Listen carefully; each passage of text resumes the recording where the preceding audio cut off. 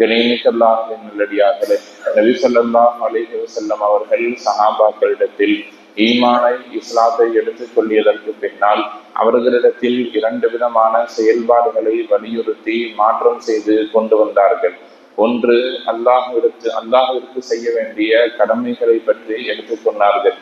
தொழுகை, நோன்பு, ஜகாத், இன்ன பிற நல்லமல்கள், நல்லறங்கள், தஹஜ்ஜுடைய தொழுகை, இன்னும் மார்க்கம் சார்ந்த நல்ல கடமைகளை பற்றி நபி ஸல்லல்லாஹு அலைஹி வஸல்லம் அவர்கள் சொன்னார்கள். அதே நேரத்தில் மக்களுக்கு மத்தியில் எப்படி நடந்து கொள்ள வேண்டும் என்கிற மனித நேயமிக்க தன்மையை சஹாபாக்களுக்கு மத்தியில் எடுத்துச் சொன்னார்கள்.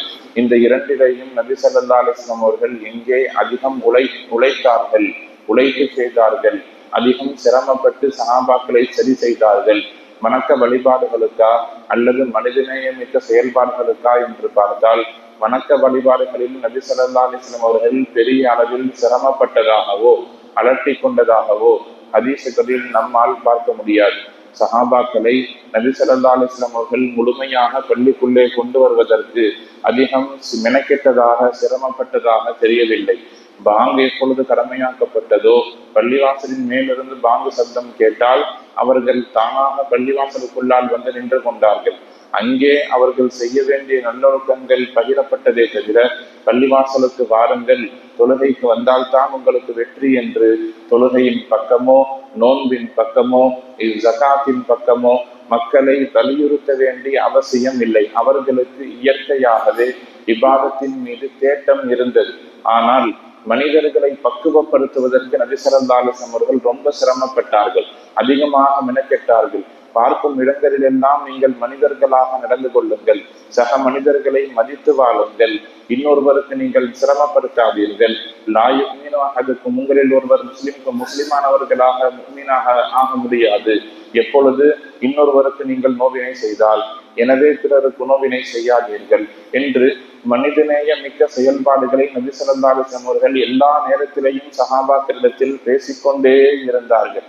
இபாதத்தை காட்டிலும் முஆமலத்துன் நாஸ், மக்களுடைய பழக்க வழக்கங்களை பற்றி நபி ஸல்லல்லாஹு அலைஹி வஸல்லம் அவர்கள் நிறைய பேசியிருக்கிறார்கள். குர்ஆனில் கூட அல்லாஹ் நிறைய இடங்களில் இதைத்தான் மக்களுக்கு வலியுறுத்தி இருக்கிறார். வலவ் குன்த ஃபல்லன் கலீலல் கல்பி லன் ஃபல்லூ மின் ஹவ்லிக் என்று ஒரு வசனத்தில் வரும் குர்ஆன் ஷரீஃபில். அந்த ஆயத்தினுடைய அர்த்தம் என்ன? நீங்கள் முகம் கடுகடுத்தவராக மக்களிடத்திலிருந்து முகத்தை திருப்பி கொண்டவராக இருந்தால் அவர்கள் உங்களை விட்டு விரண்டோடி விடுவார்கள். நீங்கள் சிரித்த முகத்தோடு மக்களை அணுகுங்கள், அவர்களிடத்தில் நல்ல விதத்தில் பேசுங்கள் என்று குர்ஆனில் நபி ஸல்லல்லாஹு அலைஹி வஸல்லம் அவர்களுக்கு அல்லாஹ் ஜல்ல ஷானஹு தஆலா வழிகாட்டுதல்களை சொல்லித் தருகிறார்.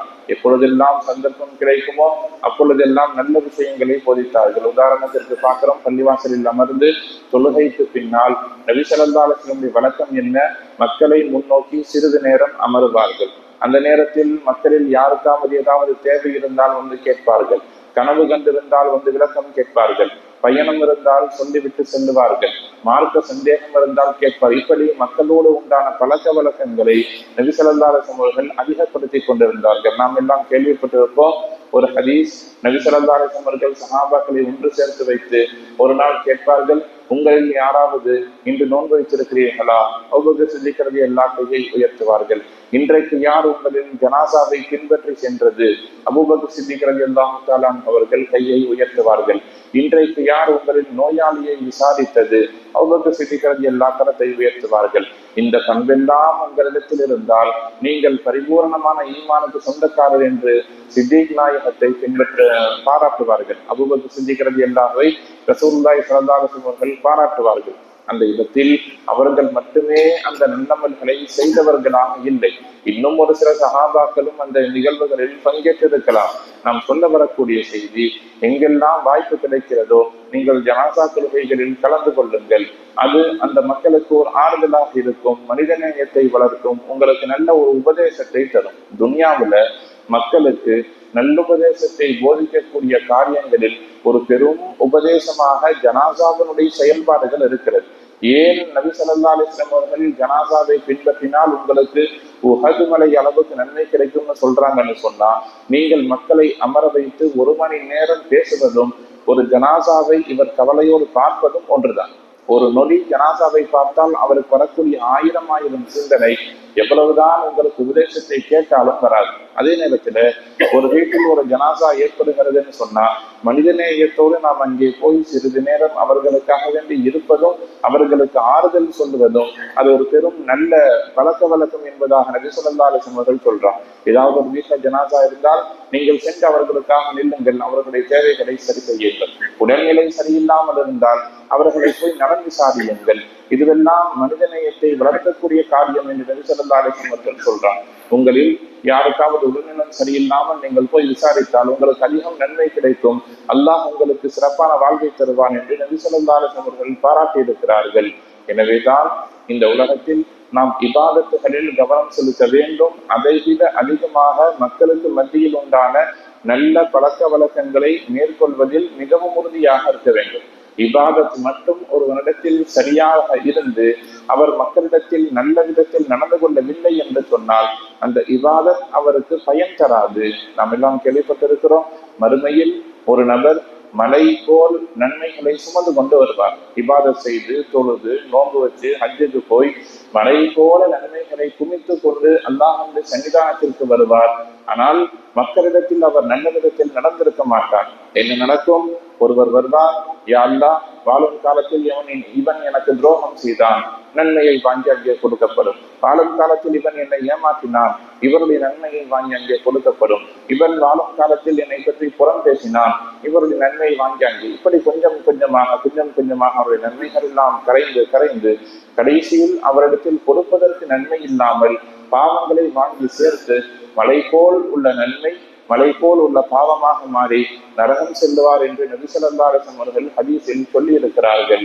எனவே இறை வழிபாடு என்பது ஒரு முஃமினுக்கு எவ்வளவு அவசியமோ அதே போல சக மனிதனை மதித்து மனிதநேயத்தோடு பிறருக்கு செய்ய வேண்டிய கடமைகளில் கவனம் செலுத்த வேண்டும். அதுவும் ஒரு மனிதனுக்கு மிகவும் முக்கியமான அம்சம் என்பதை கவனத்தில் கொள்ள வேண்டும். நபி ஸல்லல்லாஹு அலைஹி வஸல்லம் அவர்கள் சொல்லுவார்கள், நீங்கள் அல் முஸ்லிமோ மன் சலிமன் நாசு பிலிசானிஹி வயதில், ஒரு மனிதனுடைய கரத்தாலும் நாவாலும் ஒட்டுமொத்த மனித சமுதாயமும் நிம்மதி பெற்றிருக்க வேண்டும், அவன்தான் உண்மையான முஸ்லிம்னு சொல்லுவாங்க. வேறொரு ஹதீஸ்ல ஒரு முஸ்லிமுடைய நாவினால் கரத்தினால் இன்னொரு மனிதன் நிம்மதி பெற்றிருக்க வேண்டும், இன்னொரு முஸ்லிம் நிம்மதி பெற்றிருக்க வேண்டும், அப்பொழுதுதான் அவன் உண்மையில முஸ்லிம்னு சொல்லுவாங்க. அப்படியானால் மனிதர்கள் பழக்க வழக்கத்திற்கு எந்த அளவிற்கு முக்கியத்துவம் கொடுக்க வேண்டும் என்பதை இந்த ஹதீசுகளும் ஆயத்துகளும் நமக்கு பாடமாக சொல்லித் தருகிறது என்பதை விளங்க வேண்டும்.